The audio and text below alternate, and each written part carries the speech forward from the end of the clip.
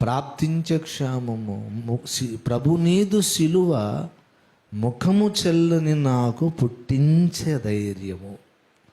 ఒకే ఒక ఆధారం ఏంటో తెలుసా? తప్పిపోయిన వాడు తిరిగి రావడానికి యేసయ్య సిలువ. ఆ సిలువను ఒక్కసారి చూస్తే ఆ ప్రేమ మీద నీకు నమ్మకం కలుగుతుంది. నీ కొరకు ప్రాణం పెట్టిన యేసయ్య నిన్ను అడవిలో అలా వదిలేసే దేవుడు కాదు ఆయన. నీ పాపంలో నువ్వు అలాగే పడి చచ్చిపోని వదిలేసే దేవుడు కాదు.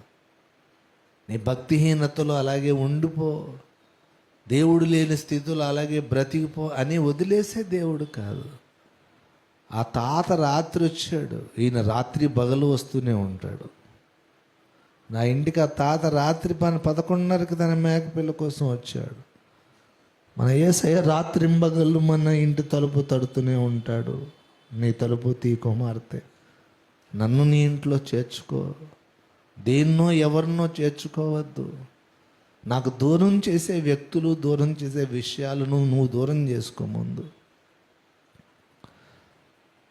యేసయ్యకు మనం దగ్గరగా ఉండాలి. సదాకాలము ఆయన మనల్ని తనతో ఉండనిచ్చుకోవడానికి మన కొరకు ప్రాణం పెట్టాడు. దావీదే సేవకుడు, దేవునికి ఇష్టడు, ఆజ్ఞలన్నిటినీ ఎరిగిన. ఆ కీర్తన రాస్తూ చెప్తున్నాడు, తప్పిపోయిన గొర్రె వలె నేను త్రోవ విడిచి తిరిగా. నీ సేవకుని వెతికి పట్టుకో దేవా, తిరిగి నేను రాలేకపోతున్నాను, నువ్వే నన్ను వెతికి పట్టుకో. యేసయ్యకు ఒక లక్షణం ఉంది, ఆయనకు ఒకటంటే ఇష్టం. ఏంటంటే నశించిన దానిని వెతికి రక్షించుకుంటాడు ఆయన. వెతికి మరి నిన్ను తెచ్చుకుంటాడు ఆయన. నేను విడిచిపెట్టాడు ఆయన, విడిచిపెట్టాడు. నీ కొరకు ప్రాణం పెట్టిన యేసయ్య నిన్ను ఎలా విడిచిపెడతాడు?